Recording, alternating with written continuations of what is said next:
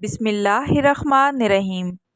مکھی جب کھانے میں گرتی ہے تو پہلے بیماری والا بازو ڈالتی ہے، اس لیے کھانے سے مکھی نکالتے ہوئے اس کو پورا ڈبو کر نکال دیں کیونکہ دوسرے بازو میں شفا ہے۔ اگر حمل نہ ٹھہرتا ہو اور شادی کو بہت عرصہ ہو گیا ہو تو اور اولاد نہ ہو تو سورۃ نوح کی آیت نمبر 12 اور 13 کو 111 مرتبہ فجر کی نماز کے بعد پڑھیں۔ یہ عمل روزانہ کریں جب تک ولادت نہ ہو جائے۔ اپنا چہرہ اور ہاتھ دوپٹے یا اپنے لباس سے صاف کرنے سے بھولنے کی بیماری پیدا ہوتی ہے۔ اگر حیض کے دنوں میں ٹھنڈا پانی استعمال کریں تو جسمانی توازن میں بگاڑ پیدا ہوتا ہے۔ رات کا کھانا نہ کھانا جلد بڑھاپا لاتا ہے۔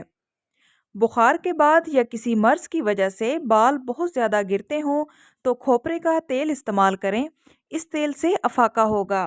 میتھی کھانے سے حیض کھل کر آتا ہے۔ میتھی کھانے سے مثانے کو طاقت ملتی ہے۔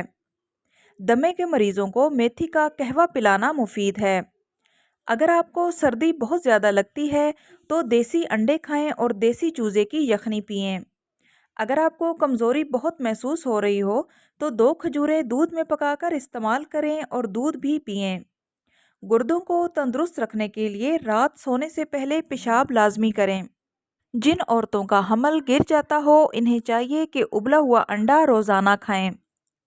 جب بھی کھانا کھائیں تو پاؤں کے بل نہ بیٹھیں، اس سے دماغی کمزوری ہو جاتی ہے۔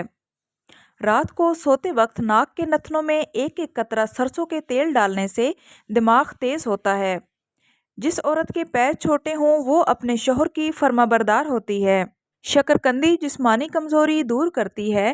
شکرکندی کھانے کے بعد پانی یا کوئی بھی مشروب نہ پئیں۔ کھانا کھانے کے فوراً بعد ہم بستری نہیں کرنی چاہیے کیونکہ اس سے مردانہ کمزوری اور نظر کی کمزوری ہو جاتی ہے۔ گائے کا دودھ کینسر سے بچاتا ہے۔ اگر آپ بہت زیادہ سر درد ہو تو دار چینی کو پیس کر اس کا لیپ ماتھے پر لگائیں، اس سے سر درد میں آرام آ جائے گا۔ آئی ہوپ سو فرینڈز، آج کی ویڈیو آپ لوگوں کے لیے نالجیبل رہی ہوگی۔ ویڈیو اچھی لگے تو پلیز ویڈیو کو لائک کرتے جائیں اور اس طرح کی مفید معلومات کے لیے چینل کو سبسکرائب کریں۔ ملتے ہیں نیکسٹ ویڈیو میں، تب تک کے لیے اللہ حافظ۔